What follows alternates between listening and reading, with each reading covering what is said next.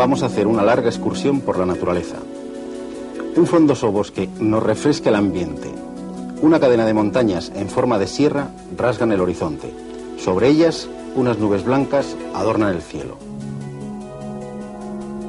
Difícilmente podríamos representar los elementos de este paisaje utilizando la geometría clásica, la geometría de las rectas y de las curvas, la geometría de Euclides. Esta geometría, creada hace 2500 años, nos sirve como herramienta para describir el mundo artificial creado por el hombre, donde aparecen elementos regulares basados en líneas rectas y en curvas sencillas. Como muy bien dice Benoit Mandelbrot, uno de los creadores de la geometría fractal, las nubes no son esferas, las montañas no son conos, las costas no son círculos, las cortezas de los árboles no son lisas y los relámpagos no se desplazan en línea recta. Sin embargo, todos estos objetos, las nubes, las montañas, los relámpagos, los árboles, tienen dentro de su irregularidad un orden asombroso. Todos ellos tienen esta extraña propiedad. Su forma se va repitiendo a distintas escalas dentro del mismo objeto. Las ramas de un árbol o las hojas de un helecho reproducen a menor escala la estructura de la planta entera. Algo similar ocurre con las ramificaciones de nuestras venas y arterias o de nuestros pulmones. En todos estos casos, al aumentar la escala con la que vemos el objeto, las irregularidades, en lugar de suavizarse, parece que se mantienen al mismo nivel, haciéndolo semejante al modelo entero. Esta propiedad, tan difundida en la naturaleza, fue bautizada por Mandelbrot como autosemejanza. Él también acuñó el término de fractal para definir estas configuraciones irregulares y autosemejantes. Pero, ¿qué es un fractal? En la geometría clásica, los objetos tienen dimensiones enteras. Así, una cuerda tiene dimensión 1. En cambio, un polígono tiene dimensión 2. Una esfera o un poliedro son tridimensionales. En cambio, las curvas fractales como esta pueden serpentear tanto dentro de un plano que casi llegan a rellenar las dos dimensiones del mismo. Esta figura es una línea, por tanto, según la geometría euclídea, su dimensión debe ser 1. Pero casi rellena partes del plano, es decir, su dimensión también debería ser 2. Por esta propiedad se asigna a estas curvas dimensiones fraccionarias, números comprendidos entre 1 y 2. Cuanto más serpentee, más próxima estará su dimensión a 2.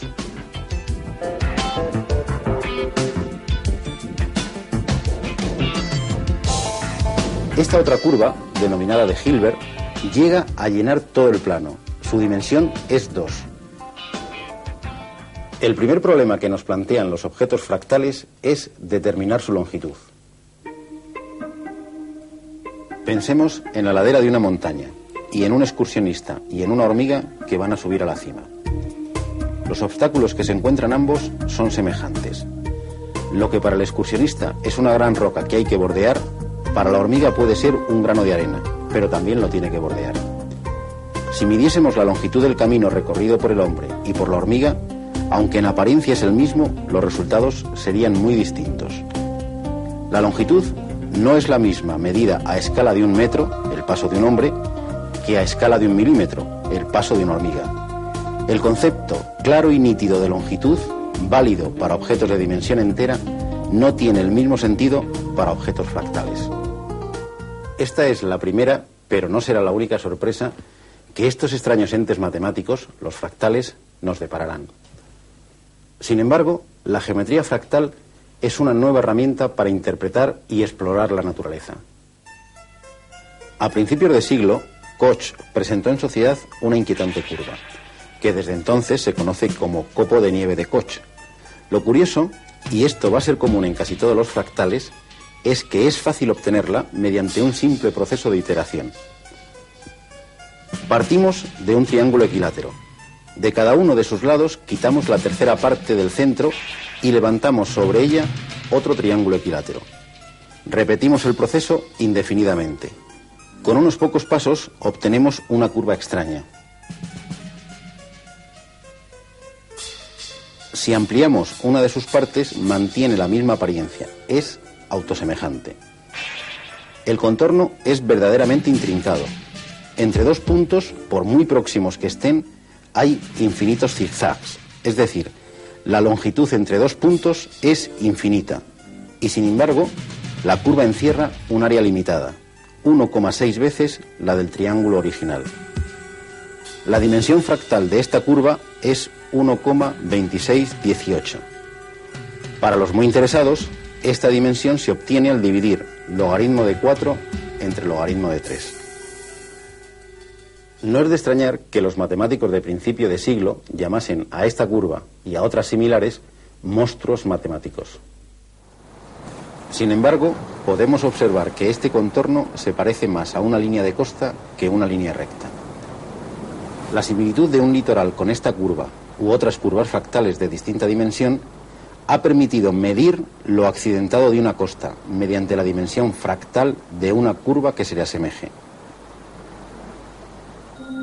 Por procedimientos análogos y utilizando superficies fractales en lugar de curvas, se puede determinar el nivel de rugosidad de la superficie de los planetas. Así, la superficie terrestre tiene una dimensión fractal de 2,1. En cambio, la dimensión fractal de Marte es de 2,4. Es decir, Marte es bastante más accidentado que nuestro planeta. La iteración está en el principio de toda la geometría fractal. Como vimos en la curva de Koch, iterar consiste en aplicar repetidamente un mismo procedimiento geométrico o una misma función al resultado obtenido de la etapa anterior. Veamos cómo funciona en este otro objeto fractal, el triángulo de Sierpinski. Partimos de un triángulo equilátero y recortamos el triángulo formado al unir los puntos medios de sus lados. El primer paso es este. Repetimos el proceso en los 3 triángulos que nos han quedado. Y repetiríamos el proceso indefinidamente.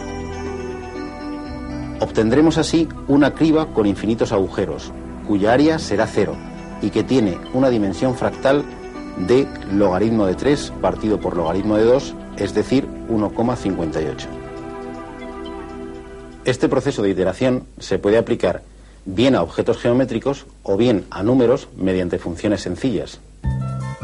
En el fondo, se trata exclusivamente de hacer miles o millones de veces las mismas operaciones, en las que el dato de partida de cada paso es el resultado obtenido en el paso anterior. Y esto es lo que realizan a la perfección los ordenadores.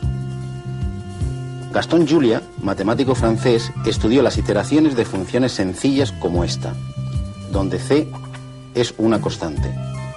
Pero en lugar de utilizar números reales, usó números complejos.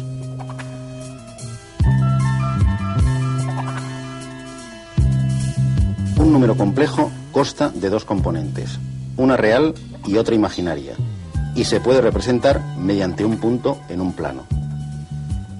Para un valor concreto de c, Julia pintó de blanco los puntos del plano correspondientes a valores de z que en la iteración se alejaban cada vez más del origen. Se iban a infinito. Y de negro los que se mantenían en una región acotada del plano complejo. Pensaba Julia que la frontera debía ser una línea simple. Sin embargo, ¿cuál no sería su sorpresa cuando sobre su papel, pensemos que esto ocurría durante la Primera Guerra Mundial y aún no había ordenadores,